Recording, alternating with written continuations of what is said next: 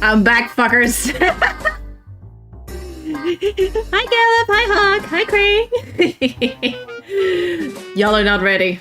Just gonna tell you up front, you're not ready. You're not ready. I'm bringing you here for a quick respite before we go into hell.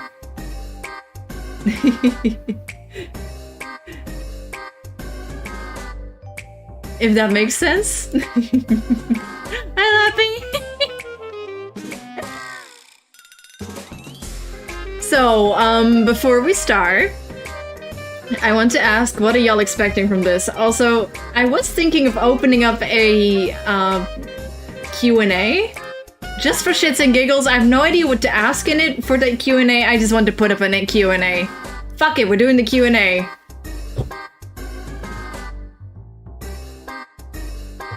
Hold on, I need to do it.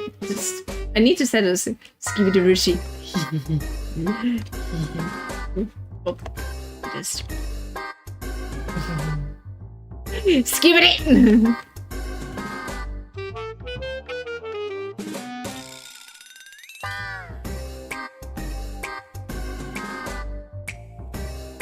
Oh, I should have gotten like a PNG of a toilet. I should have gotten a PNG of a toilet.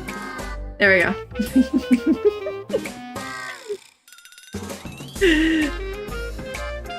Let's see if, there we go. I'm gonna go to the live chat and, move to, the place where y'all will probably cry because of how absolutely horrible it is. And then, when we're on the page, I gotta set up something still.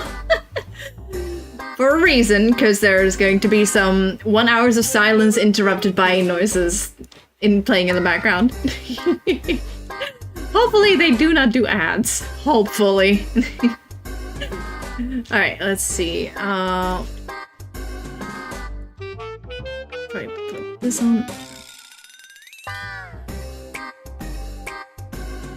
Oh, the music is not gonna loop very well. Fuck it. Hold on. I gotta fix this. I have to.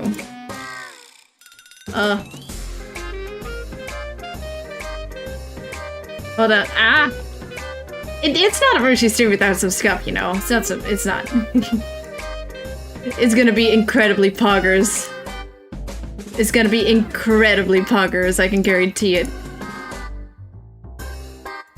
Alright. Let me see if I can get to it.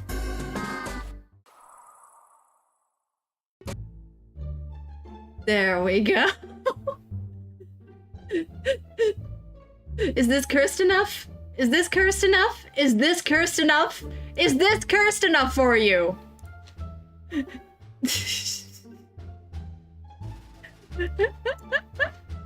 I'm so sorry. I'm so sorry for putting this on all of y'all. I swear.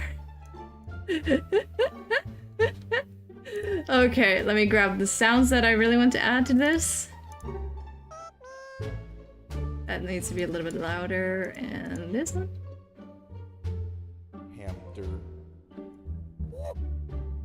This one can be all the way up. Hamburger. Cave noises. They can all just be on top, I think. Yep, they can.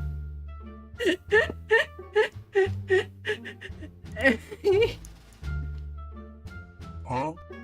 There we go. Is this cursed enough? Hamburger. I think this is cursed enough, right? Is this cursed enough? Are y'all ready for a reading with Rushi session where we read The Boy Who Wasn't Unalived?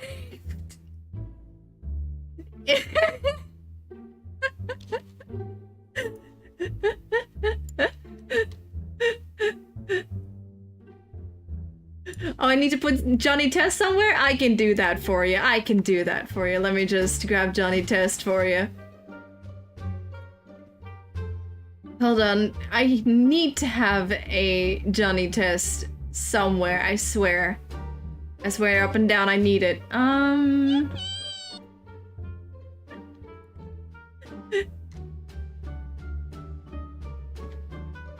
Let me just,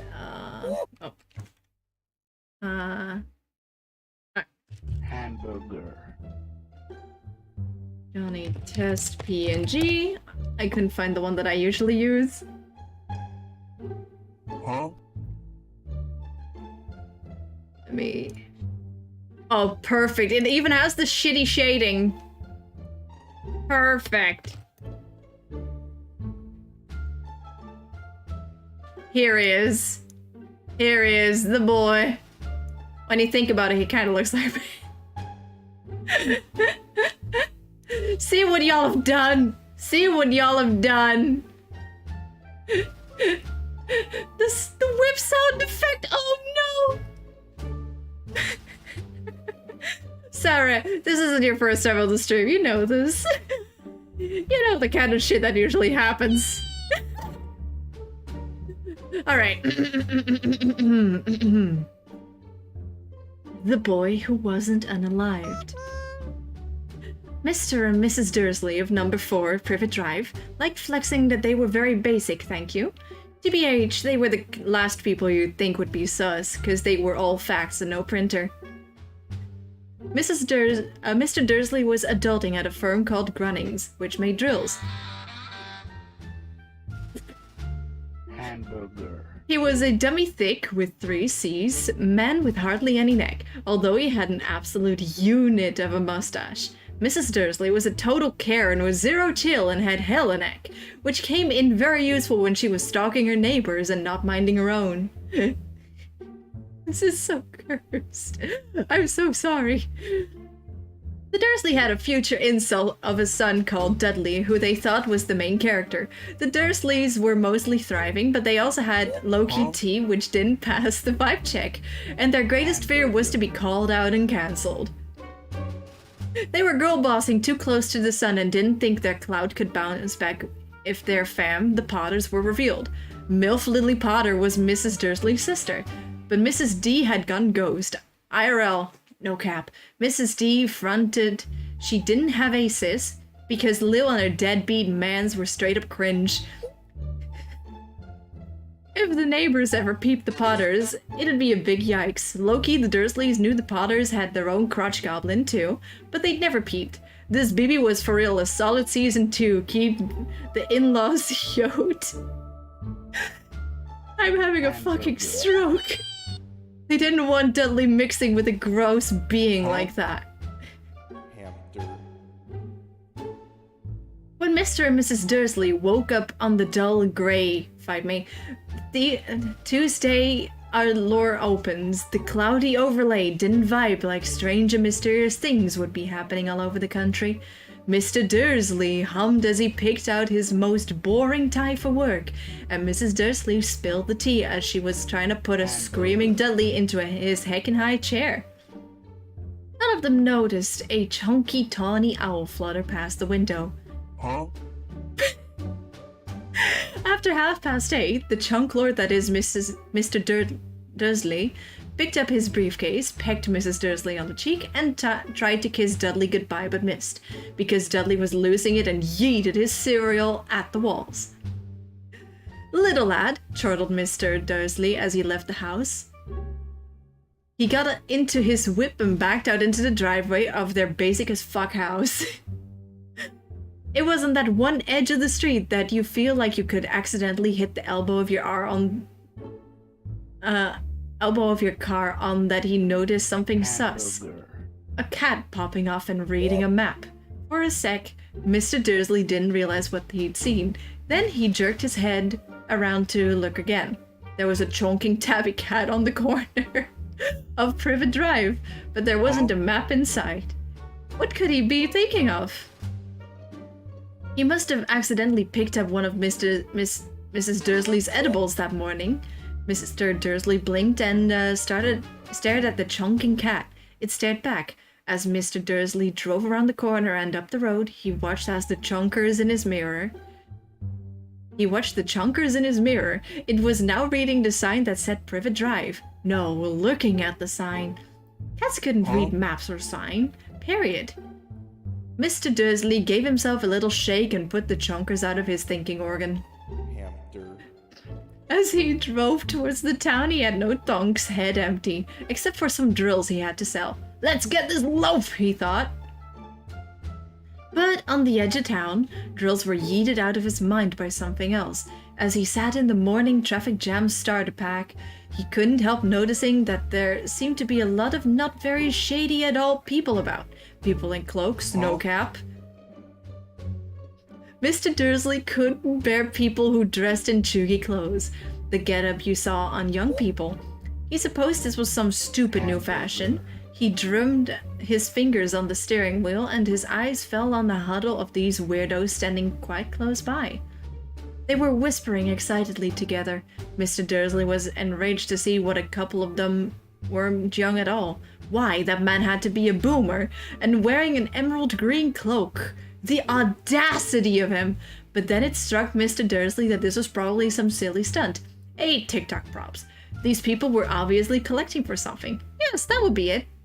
The traffic moved on and a few minutes later, Mr. Dursley arrived in the Grunnings parking lot, his mind back on drills. Mr. Dursley always sat with his back to the window in his office on the 9th floor.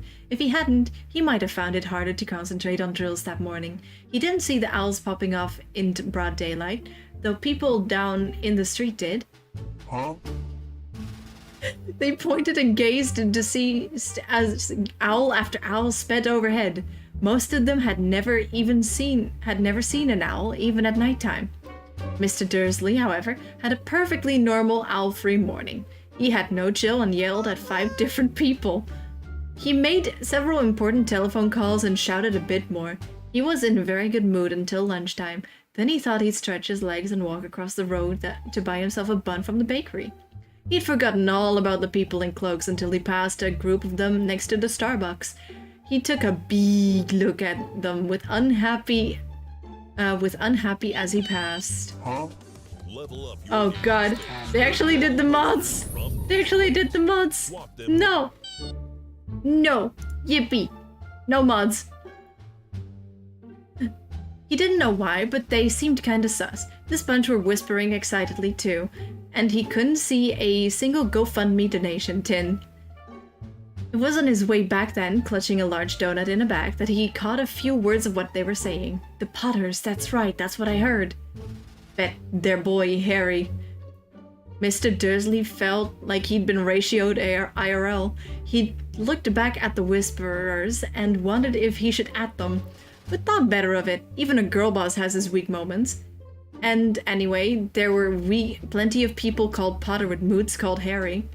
There was no point in worrying his Discord kitten. Her sister was on both their DNI lists. Huh? I can't do this. What the fuck? What the fuck?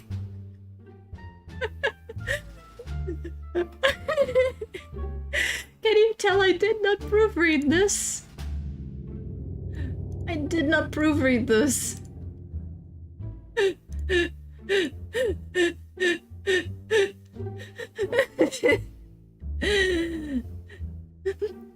During that day, emo thoughts kept dabbing across Mr. Dursley's mind. He later left the building and nearly sister slammed into someone just outside his door. Nar, he grunted as the man nearly fell. However, he didn't seem triggered at all. Instead, the funky little dude pressed the slay button. So true, bestie! Even the muggles like you could slay today, when the sauciest of Bacchus have been cancelled at last. And then the old man hugged Mr. Dursley, real, and headed off. Mr. Dursley couldn't even find it in him to, yeah, Fortnite 10k, we're about to go down, baby. He hurried to his car and the Fast and the Furious Tokyo drifted straight home. As he pulled into the driveway, the first thing his sister saw was the same chunk cat he'd seen in the morning sitting on the wall. POV, you're on my DNI list. Mr. Dursley spat at the cast as he walked inside. His girly Pop's day was swag as fuck. Dudley had learned to say nar, just like his bestie. Cooed Mrs. Dursley when his fave oomph finally went AFK. Mr. Dursley went to the living room to watch some news. Last thing, birders everywhere are fighting for their lives right now. Them hooters hunt at night and avoid sunlight like nerds. But for some reason, they've been invading our skies in sunrise. The science isn't sciencing. The newscaster smirked. Weird AF, bro. Now, Jim McCuffin, what that weather do, boy? Any more owl showers tonight? Say less, Ted, said the weatherman. TBH, I don't know what the birds... But the burbs aren't the only weird mullet daddies today. Viewers as far apart as Kent, Yorkshire, and Dundee have been tweeting that instead of the rain I promised yesterday, the sky is having shooting stars. Maybe they're celebrating bonfire night early. It will actually rain tonight though, but it's about to be raining hard if motherfuckers don't stop calling about these damn birds. Mr. Dursley 404 errored in his armchair. Shooting stars? Owls walking up and choosing violence? Sus boomers dressed in Ren Fair outfits and spilling tea about potters? Mrs. Dursley came into the living room carrying 2 cups of tea. They was no good. He'd have to say something to her. He cleared his throat nervously. Petunia, my cotton swab. You haven't heard from your sis of late, maybe? As he had expected, Mrs. Dursley looked like she ate a lemon. After all, they ghosted her sis. Nope, she said sharply. Why? Ragey crap on the news, Mr. Dursley mumbled. Owls, shooting stars, and there were a lot of edgelords in town today. Edgelords in town today? And, snapped Mrs. Dursley, well, I just thought maybe it was something to do with, you know, her crew. Mrs. Dursley sipped her tea through pursed lips. Mr. Dursley wondered whether he dared to tell her that he'd heard the name Potter. He decided he didn't dare. Instead, he said, as casually as he could, "They're crotch goblin. He'd be about Dudley's age now, wouldn't he?" "Props," huffed Mrs. Dursley. "What's his name again? Howard, isn't it?" "Harry. Nasty cringe name if you ask me." "Oh yeah," Mrs. Dursley felt punched. "Legit." He decided to shut the fuck up as they finna upstairs to catch some Z's. While Mrs. Dursley took off her face, Mr. Dursley lurked in the bedroom window overlooking the front garden. The floof was still there. It was staring down Privet Drive as though it were waiting for something. Was he imagining things? Could all this have anything to do with the Potters? If it did, if it got out that they were related to a pair of... they would totes be cancelled. The Dursleys got into bed. Mrs. Dursley crashed. Oh no. Mrs. Dursley crashed, but if Mr. Dursley couldn't shake the intrusive thoughts, finally he comforted himself that if the Potters were involved, there was no reason for them to invade the Dursley space. The Potters knew well that he and his bae thought they were cringe and wanted nothing to do with their shenanigans. Hamburger. He couldn't see how they could get all up in his business. They were props safe and out of the way. Nope. Mr. Dursley was drifting off uneasily, but the floof outside was on high alert. Like a fuzzy statue with penetrating eyes, it stared unblinkingly at the far corner of Privet Drive. It showed superb chill as the world happened around it. An ancient man appeared on the corner the cat had been protect on Privet Drive. He was tall, thin, and very old, with a boss beard long enough to tuck into his belt. He was slaying in his long robes, a purple cloak that swept the ground, and high-heeled buckle boots.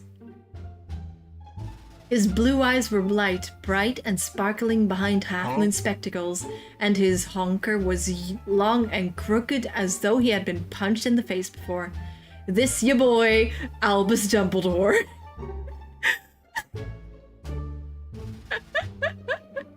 Albus Dumbledore was super chill about the fact that he wasn't wanted on this street. He was busy doing a self-body cavity search until he felt the gaze of the Cato. He chuckled and muttered, "I should have known."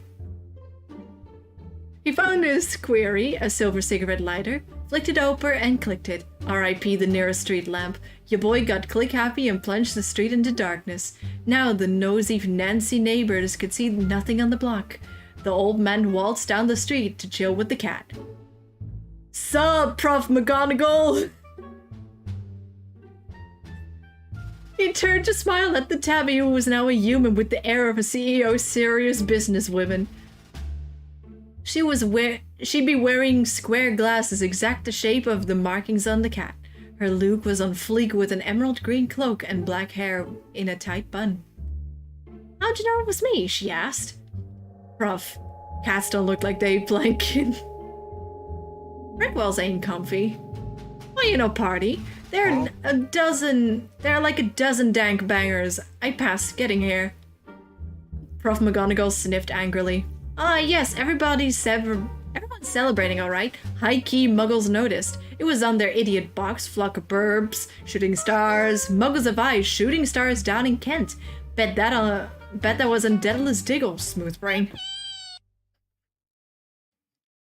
I can't.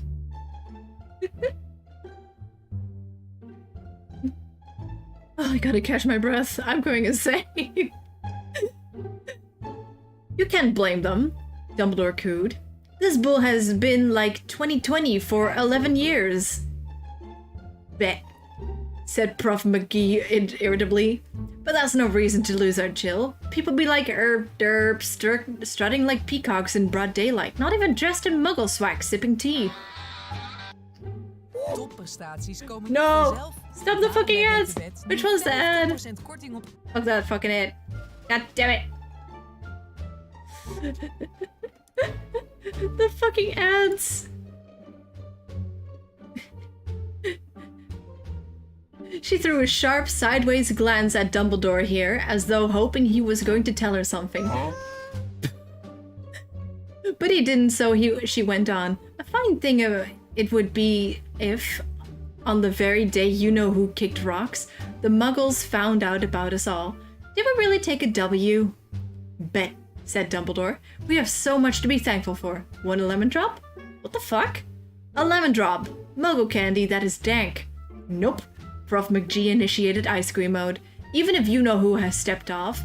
Girl, names are a thing. That trash is called Voldemort. Prof. McGee flinched just homeboy was unsticking lemon drops and gave no fucks. Chillax, it's just a name. Bet.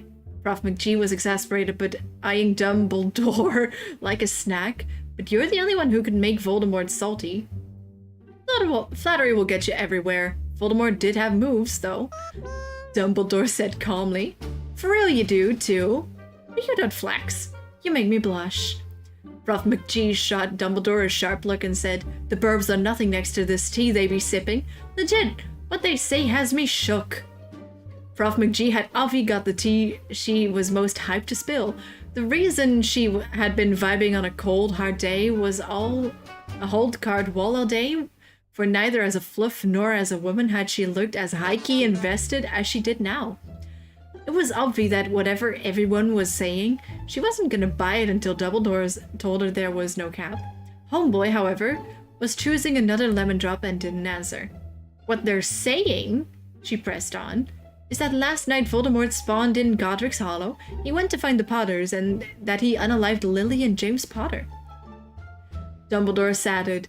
Prof. McGee gasped. Lily and James? What the heck? I can't even. Oh, Albus. Dumbledore reached out and patted her on the shoulder. I'm shook too. Professor McGonagall's voice was shook as she went on. But that's not all. They saying he tried to unalive their son, Harry Potter. But he took an L and his power broke. And that's why he's gone. Dumbledore nodded glumly. Legit? Faltered Professor McGonagall. After all that he's done? He failed to unalive a baby and summon... How did... how did Harry survive? We can only guess, said Dumbledore. We may never know. Prof. McGee wiped her eyes and got out her hand sanitizer. Dumbledore gave her a great sniff as he took a button watch from his pocket and checked it. It was a very sus watch. It had elf hands but no numbers. Instead, little planets were moving around the edge. It must have made sense to Dumbledore, though, because he put it in his back pocket and said, Hagrid's late. I beg he's the one who told you I'd be here, by the way. Bet, said Prof. McGee. And I don't suppose you're going to tell me you're here of all places? You're going to tell me why you're here of all places? I've come to bring Harry to his aunt and uncle. They're the only fam he has left now. You can mean these Karens, cried Prof. McGee, jumping to her feet and pointing at number 4. Dumbledore, you can't. I've been watching them all day. These basic fools aren't in the same WhatsApp group. And they're Spawn. I saw him kicking his mother all the way up the street screaming for sweets. Harry Potter come and live here? Oh, this is horrible. Hope. It's the best place for him, said Dumbledore firmly. His aunt and uncle will be able to explain everything to him when he's older. I've written them a letter. A letter? Repeated Prof. McGee faintly, sitting down on the wall. For real, Dumbledore, you think you could explain all this in a letter? These people will never understand him. He'll be famous, legendary. I wouldn't be shook if today was known as Harry Potter Day in the future. There will be books written about Harry. Every child in our world will know his name. Bet, said Dumbledore, looking super serious through his specs. It would be enough to go to anyone's head, an influencer before he can walk and talk, famous for something he won't even remember. Can't you see how much better off he'll be growing up away from all that until he's ready to take it?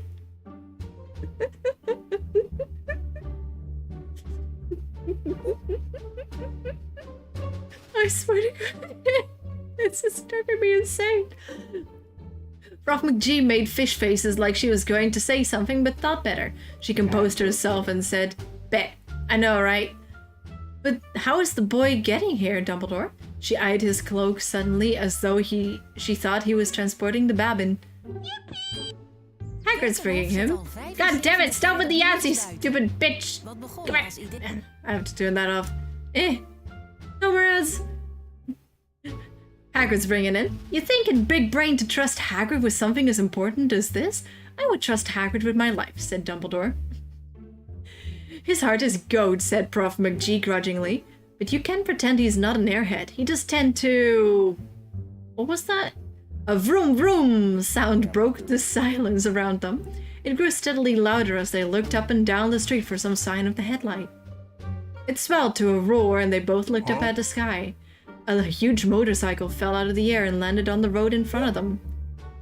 If the motorcycle was huge, it was nothing compared to the beast of a man straddling it. It was almost twice as tall as a normal man and it had some major BTE, Big Tick Energy. His fluffy tractor was a oh hell no, so wild. Long tangles of bushy black hair and beard hid most of his face. He had hands the size of hubcaps, and his feet were in their leather boots were like baby dolphins. In his vast muscular arms, he was holding a bundle of blankets. Huh? Hagrid, said Dumbledore, sounding relieved. Finally, where'd you get the ride? Burrow did, Professor Dumbledore, sir, said the giant, gently disembarking from the bike. Young Sirius Black lent it to me. I've got him, sir. Any issues? Nope. House was almost destroyed, but I got him out all right before the muggles started swarming around. He took a napper as he was flying over Bristol. Dumbledore and Prof. McGee went forward over the bundle of blankets. Inside, just visible, was the Babbin, sleeping. Under a tuft of jet black hair over his forehead, they could see his sus AF cut, shaped like a bolt of lightning. Is that where... whispered Prof. McGee. Bet, said Dumbledore. He'll have a scar forever. Can't you fix it, Dumbledore? Yeah, but no. Scars come in handy. I have one on my knee that is totes a map on the London Underground. Well, gimme Hagrid. Let's get this over with. Dumbledore took Harry in his arms and turned towards the Dursleys' house. Could I say bye to him, sir? Asked Hagrid. He bent his great shaggy head over Harry and gave him what must have been a very scratchy, whiskery kiss. Then, suddenly, Harry let out a noise like a wounded pupper. Shut the fuck up, hissed Professor McGee. You're like the normies! Sorry? Sobbed Hagrid, taking out a large spotted handkerchief and burying his face in it. But I can't stand it. Lily and James unalived, and poor little Harry off to live with muggles. Yeah, no, yeah, tragic. But control yourself, Hagrid, or we'll be found, Prof. McGee whispered, patting Hagrid gently on the arm as Dumbledore stepped over the low garden wall and walked to the front door. He laid Harry gently on the doorstep, took a letter out of his cloak, tucked it inside Harry's blankets, and then came back to the other two. For a full minute, the three of them stood and looked at the little bundle. Hagrid's shoulders shook, Prof. McGee's blinked furiously, and the twinkling light that usually shone from Dumbledore's eyes seemed to have gone out. "Welp," said Dumbledore finally. "That's that. Time to dip. Might as well go party hardy." "Yeah," said Hagrid in a very muffled voice. "Better give Sirius back his right. Good night, Prof. McGee, Professor McGonagall, sir. Professor Dumbledore, sir." Wiping his streaming eyes on his jacket sleeve, Hagrid swung himself onto the motorcycle and kicked the engine into life. With a roar, it rose into the air and off into the night. "See you soon, G," said Dumbledore, nodding to her. Prof. McGee blew her nose in reply. Dumbledore walked off into the night. On the corner, he stopped and took out the silver output outer. He clicked it once, and 12 balls of light sped back out of their street lamps so that Privet Drive glowed suddenly orange. And he could make out a tabby cat slinking around the corners at the other end of the street. He could just see the bundle of blankets on the step of number 4. "Good luck, Harry," he muttered. He spun on his wheel, swished his cloak, and vanished into the night. A breeze ruffled the neat hedges of Privet Drive, super basic under the stars, the very last place you would expect astonishing things to happen. Harry Potter cuddled up inside his blankies, sleeping soundly. One small hand closed on the letter beside him, and he slept on, not knowing that he was special, not knowing he was famous, not knowing he would be woken in a few hours' time by Mrs. Dudley's screams as she opened the front door to put out the milk bottles, nor that he would spend a few weeks being prodded and pinched by his cousin Dudley. He couldn't know that at this very moment, peeps meeting in secret all over the country, Green getting lit and saying in hushed voices, "To Harry Potter, the boy who wasn't unalived." And that's chapter 1. Holy fuck! This is an experience, and I am in pain. I didn't know what I expected starting this, not gonna lie. Well, guess what, bitches? Chapter 2! Chapter 2, bitches! This is... Yeah, there's a bunch of these. We're not done yet, bitches. I didn't proofread. I'm going through this bullshit with y'all together. We're not done yet. Hold on. I need y'all to know that there's one single sentence from book 4 translated, and it's from chapter 17. "Why is your game attacking the Chug, Harry?" Dumbledore asked, not pressed at all. I'm gonna... Oh my god. Yeah, there's a bunch of these. Chapter 2, bitches! Oh, also there's a book 2. But there's only one chapter of those.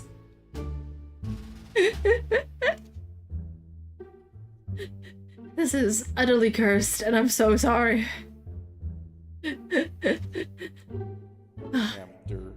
Chapter 2. The Unappearing Glass. It was like an eternity, like 10 years, since the Dudleys had woken up to find their BB nephew on the front doorstep. But Privet Drive was still super basic. The sun revealed the same front garden and shiny brass number 4 on the Dursleys' front door. It crept into the living room, which was almost identical to the night when Mr. Dursley saw the fateful news report about their Hooterburbs. Only the pics of the mantelpiece really showed how much time had passed. 10 years ago, there had been lots of pics of what looked like a chunky ball wearing different colored bonnets. But Dudley Dursley had the worst glow-up ever, and now the pics showed a chunky blonde boy riding his first bicycle on a carousel at the fair, playing Among Us with his dad. Wait, hold on. Playing Among Us with his dad. Being XOXO'd by his mom. The room low-key didn't show that another boy lived in the house too. Yet Harry Potter was still there, catching Z's at the moment, but not for long. His Aunt Petunia was awake and shrieked in a Karen voice of the first noise of the day. Up! Get up, now! Harry woke with a start. His aunt tapped on the door again. Up! She screeched. Harry heard her trotting toward the kitchen and then the sound of a frying pan being put on the stove. He rolled onto his bag and tried to remember the dream he had been having. It was sick. There had been a flying motorcycle in it. It totes felt like deja vu. His aunt teleported back outside the door. Are you up yet? She demanded. Kinda, said Harry. No, Cap, you need to get out. You need to look after the bacon. And don't you dare let it burn. I want everything Gucci on Duddy's B-Day. Harry groaned. So done. What did you say? His aunt snapped through the door. Nothing. Dudley's B-Day. How could he have forgotten? Harry slowly unstuck himself from his bed and started hunting for socks. He found a pair under his bed, and after yoinking a spider off of one of them, put them on. Harry was used to spiders because the dusty-ass cupboard under the stairs was full of them, and that was his zone. Once clothed, he skirted his way down the hall into the kitchen.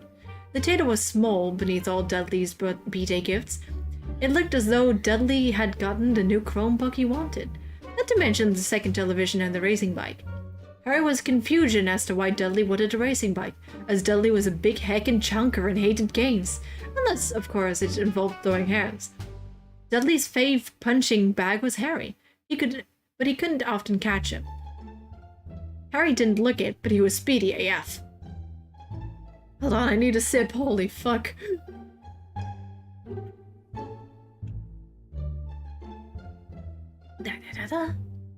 Probably had something to do with living in a duddy cupboard. But Harry had always been small and scrawny for his age. He looked the farthest from swole because all his fits were second-hand clothes of Dudley's, and Dudley was 4-ish times as thick as him. Harry has a gangly face, knobby knees, black hair, and bright green eyes, like Harry Styles. He wore circle glasses held together with a lot of scotch tape because of all the times he had caught Dudley's hands with his face. The only thing Harry liked about his look was a very thin scar on his forehead that was shaped like a bolt of lightning. He has had it as long as he could remember and thought it gave main character energy. Since his life wasn't interesting as fuck, the first question he could ever remember asking his Aunt Petunia was how he had gotten it. When your parents were their whip and unalived, she had said, and don't be asking questions. Don't ask questions. That was the numero uno rule for living a basic life with the Dursleys.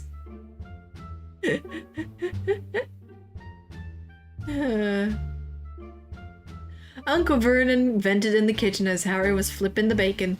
Comb your hair, he barked, by the way of a morning greeting. About once a week, Uncle Vernon peeped over the top of his tablet and shouted that Harry needed a new do. Harry's probably had more haircuts than the rest of the boys in his class together, but his hair didn't give a fuck and simply grew that way, like an over-fertilized cheetah pet. Harry was frying eggs by the time Dudley vented into the kitchen with his birther. Dudley was a mini-me of Uncle Vernon. He had a chunky pig face, hardly any neck, small watery blue eyes, and lots of blonde hair that lay flat upon his fugly head. Aunt Petunia often said that Dudley looked like a BB angel. Harry often said that he looked like a reject plus-side Cabbage Patch doll.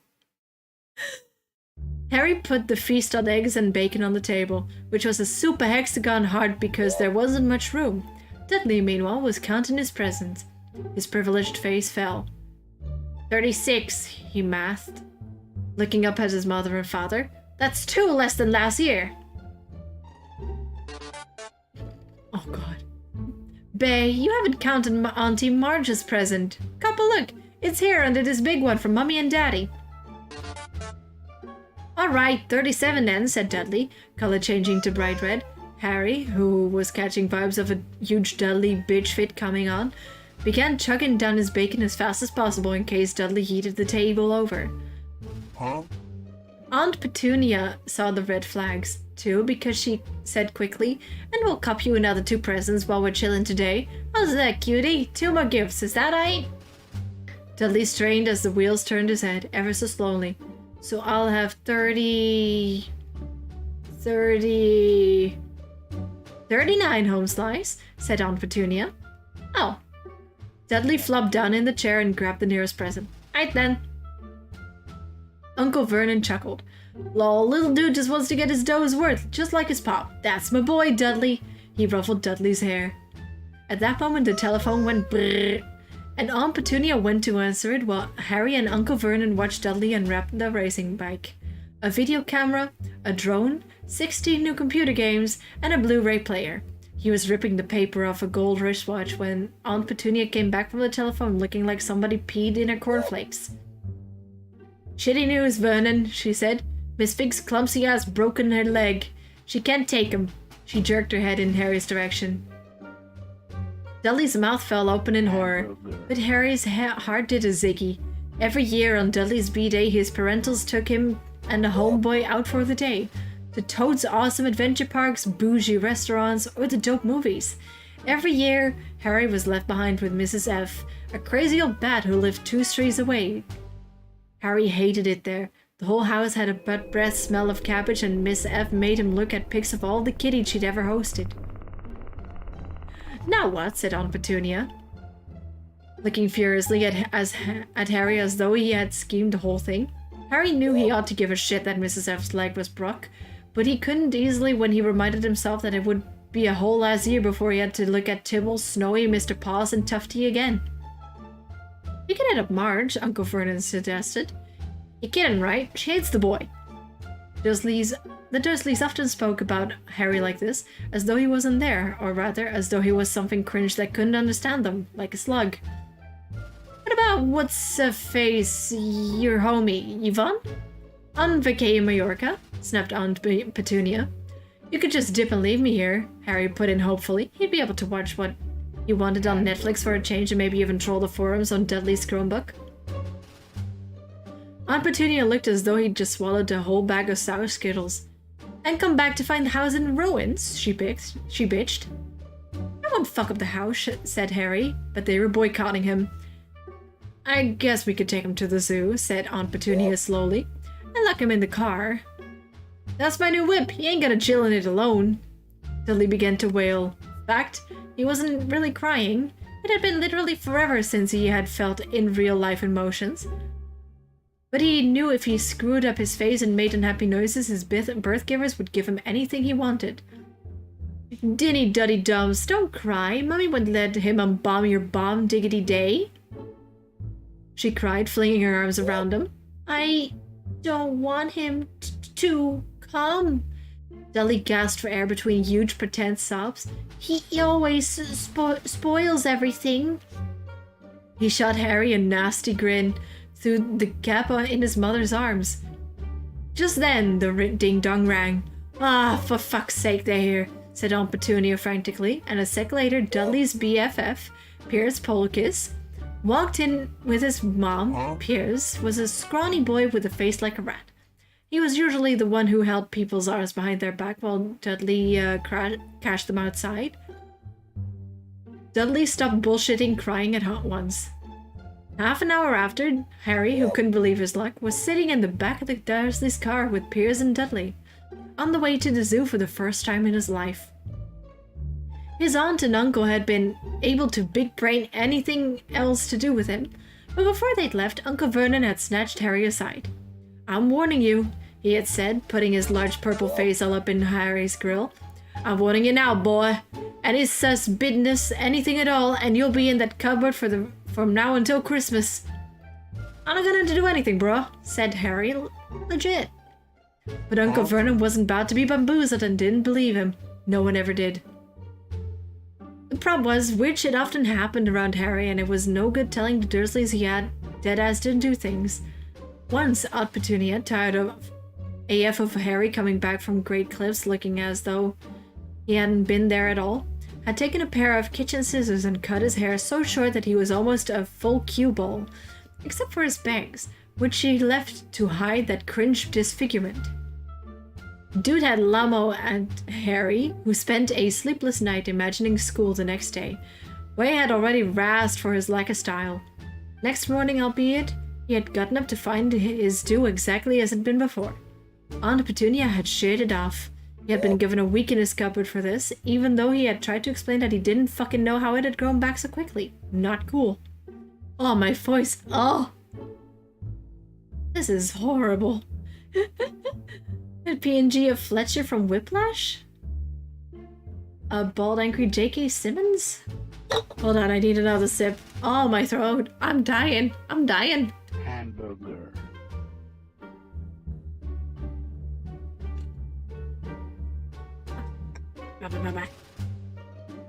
Another time, Aunt Petunia had been trying to force him into his heinous old sweater of Dudley's, brown with orange puffballs. Ooh, wow. Oh, my throat. The harder she tried to pull it over his head, the smaller it became, until it would probably fit a Barbie doll, but certainly wouldn't be Harry's drip. Aunt Petunia decided it must have shrunk in the wash, and to his small relief, Harry didn't have to take the heat. On the other hand, he'd gotten into deep shit for being found on the roof of the Harry school kitchens. Dudley's gang had been chasing him as usual, as much to Harry's gee-whizzed as anyone else's. There he was vibing on the chimney. The Dursleys received a very salty letter from Harry's headmistress, straight up snitching to them that Harry had been parkouring school buildings. But all he tried to do, as he popped off at Uncle Vernon through the locked door of his cupboard, was jump behind the big trash cans outside the kitchen doors. Harry supposed that the wind must have snatched him mid-jump. But today, Nada was going to do shit. It was even worth being with Dudley and Pierce to be spending the day somewhere that wasn't school, his cupboard, or Mrs. Fig's cabbage-swelling living room. While he vrummed, Uncle Vernon bitched to Aunt Petunia. He liked to bitch about his things, people of work, Harry, the council, the bank, and Harry were just a few of his favorite subjects. This morning, it was motorcycles. Whirring around like crackheads, the young gangsters, he said as motorcycle overtook him. I had a dream about a motorcycle, said Harry, remembering it suddenly. It was flying. Uncle Vernon nearly side-swipped into the car in front. He whipped right around in his seat and yelled at Harry, his face like a giant beet with a mustache. Motorcycles don't fly, dude! Dudley and Pierce were laughing their asses off. Well, I know they don't, said Harry. It was only a dream. Big yikes. He wished he had shut the fuck up. If he knew that there was one thing the Dursleys hated even more than him asking questions, it was him hollering about anything sus, no matter if it was a dream or a cartoon. They seemed to think he might get sus ideas. It was a sunny Saturday, and the zoo was asses and elbows with people. The Dursleys brought Dudley and Pierce some B&J ice cream at the entrance, and then, because the smiling lady in the van asked Harry what he wanted before they could escort him away, they bought him an off-brand lemon ice pop. It wasn't shitty either, Harry thought, licking it as they peeped a gorilla scratching its head who looked totes like Dudley, except that it wasn't blonde. Harry had a dank morning something he hadn't done in a long time. He was careful to walk a little way apart from the Dursleys so he wouldn't get clocked by Dudley and Pierce, who were starting to get bored of the animals by lunchtime. They ate in a zoo restaurant, and when Dudley had a bitch fit because his Knickerbocker glory didn't have enough ice cream on top, Uncle Vernon snatched him another one and Harry was allowed to finish the first. Harry felt, afterward, that he should have known it was all too bussin' to last. After lunch, they went to the reptile house. It was nippy and dark in there, with little windows all along the walls. Behind the glass, all sorts of lizards and snakes were crawling and slithering over bits of wood and stone. Dudley and Pierce wanted to peep huge poisonous cobras and yelped, man-crushing pythons. Dudley quickly found the largest danger noodle in the crib. He was clearly a bad bitch and could have wrapped his bot twice around Uncle Vernon's whip and hosed it, but right now it didn't look like it was feeling it. In fact, it was catching some Z's. Oh my god. Dudley standing with his nose pressed against the glass, digging at the glistening brown coils. "Make it move," he boobed at his father. Uncle Vernon tapped on the glass, but the rope didn't give a fuck. "Do it again," Dudley ordered, because apparently he was too stupid to do it himself. Uncle Vernon wrapped the glass smartly with his chunky knuckles, but the snack was all good in the hood and slept on. "This is boring," Dudley moaned. He shuffled away. Harry skirted in front of the tank and looked intently at the nope rope. His wig would not be snatched if it had died of boredom itself. No besties except dingy people drumming their oily fingers on the glass trying to spam it all day long. It was worse than having a dumbass cupboard as a bedroom, where the only visitor was Aunt Petunia hammering on the door to wake your ass up. At least he got to peep the rest of the pad. The snake suddenly opened its beady eyes. Slowly, very slowly, it upbeat its head until its eyes were on a level with Harry's. It winked. Harry was befuddled. At breakneck speed, he peeped around to see if the rest of the farm was copping this too. They weren't. He peeped back at the snake and winked too. The snake boogied his head towards Uncle Vernon and Dudley, then raised its eyes to the ceiling. The sass was clear. It gave Harry a look that Ob said, "These bitches do that all the time." "Facts," Harry murmured through the glass, though it was sus that the snake could actually hear him. It must be annoying AF. The snake nodded right quick. "Where are you from?" Harry asked. The snake jabbed its tail at a little sign next to the glass. Harry squinted at it. Boa constrictor, Brazil. Damn, was it Gucci there? The nope rope jabbed its tail again and Harry read on. The specimen's parents were shipped and born in the zoo. Ah, shit, I get you. So you've never been to Brazil? As the snake zigged its head, a loud as shout behind Harry snatched both of their wigs. "Dudley! Mr. Dursley, come and cop a look at the snake! You'll be tripping with what this snake is doing!" Dudley came zooming out toward them. "Get out of the way," he said, knocking Harry in the ribs. Shook, Harry fell on the hard-ass concrete floor. What came next happened so lickety-split that everyone was like, huh? One sec, Piers and Dudley were basically groping the glass. The next, they had yeeted back with howls of horror. Harry sat up and was shook. The glass in front of the boa constrictor's tank had done appeared. The batty snack was uncoiling himself and hauling ass out to on the floor. Bitches throughout the reptile group were quaking and skirting out the exits. As the snake slid swiftly past him, Harry on God heard a low hissing voice say, I'm head out to Brazil. Thanks, boyo. The keeper of the reptile digs was shitting kittens. But the glass, he kept saying. Where did the glass go? The zoo director himself made Aunt Petunia a cup of strong sweet tea while he spammed sorries. Piers and Dudley could only gibber. Harry was 100p confident that the snake hadn't done shit except clown around, snapping at the heels as it skirted by. But by the time they were back in Uncle Vernon's whip, Dudley was flexing how it had nearly bitten off his leg, while Piers was caping that it had tried to squeeze him to death. But for sure the worst, for probably only Harry was Piers chilling out enough to snitch. Harry was talking to it, right, Harry? Uncle Vernon had an error 404 not found until Piers was safely out of the crib to start popping off at Harry. He was so pressed he could hardly speak. He managed to say, "Go, cupboard, stay, no grub," before he collapsed into a chair and Aunt Petunia had to sprint and snatch him a brandy so he could selective amnesia this event.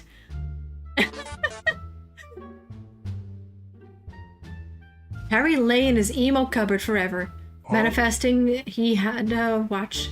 He couldn't suss out what time it was and he couldn't be for sure the Dursleys were big snoozing yet.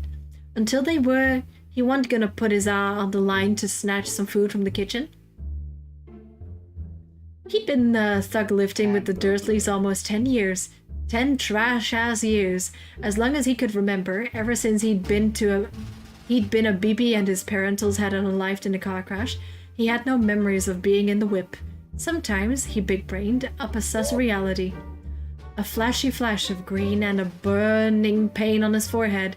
This, he supposed, was the crash, though it had made no fucking sense for a green light to be involved. He couldn't remember shit about his parents. His aunt and uncle never gossiped about them. And of course he was gatekept from asking questions. There were no pics of him in the crib. When he had been a young'un, Harry had manifested some unknown relation showing up and snatching him away. But it never happened. The Dursleys were his only fam, yet sometimes he thought, more like manifested, that randoms in the streets seemed to know him. Harry says randoms too. A little man in a violet top hat that bowed to him before while out shopping with Aunt Petunia and Dudley. After interrogating Harry if he knew the man, Aunt Petunia had yeeted them out of the shop without buying anything. A crackhead-looking old woman dripping in all green had waved merrily at him from a bus. A Q-bomb man in a V-long purple coat had actually shaken his hand in the street the other day and then dripped without a word. The sussiest thing about all these people was the way they seemed to vanish the sec Harry tried to take a closer look. At school, Harry had no homies. Everyone knew that Dudley's gang hated that odd Harry Potter in his baggy-ass old clothes and broken glasses, and nobody finna disagreed with Dudley's gang. This is so fucking cursed, I swear to God. Oh, this is truly cursed. That's all I can say, honestly, and I am genuinely dying. I am dying, I swear to God. Also, Caleb, you just gave me the most horrible, amazing, great idea known to mankind. You ready? Sit down for this one. You know how one of my goals for that donathon that I still need to complete all of my milestones for because, you know, things got in the way and I'm sorry for that. But you know how one of them was read a book? Bye, Sarah! Hear me out. What if I were to read every book in Skyrim? What if I were to read every book in Skyrim?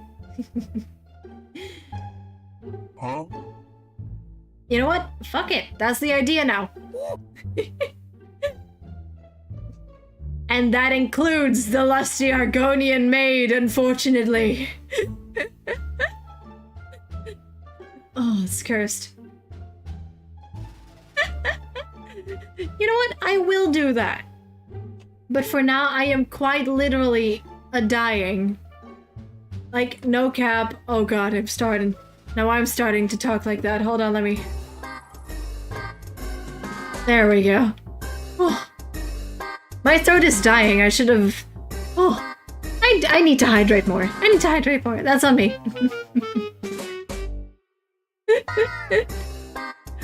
But yeah.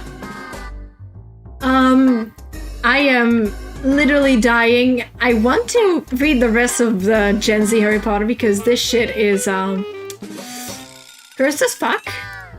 For lack of better words, cursed as fuck. And I really want to read more. So yeah. I didn't know how to properly end this because I am an EP little bastard. So I'm gonna say thank you all so much again for watching for my second time today. And I will see you all again soon.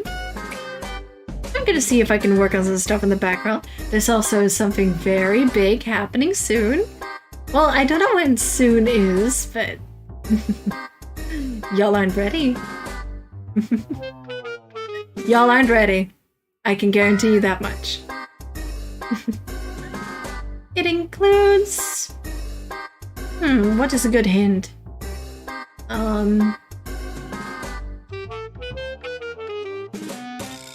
I've seen the eyes for it. Let's not make that the hint.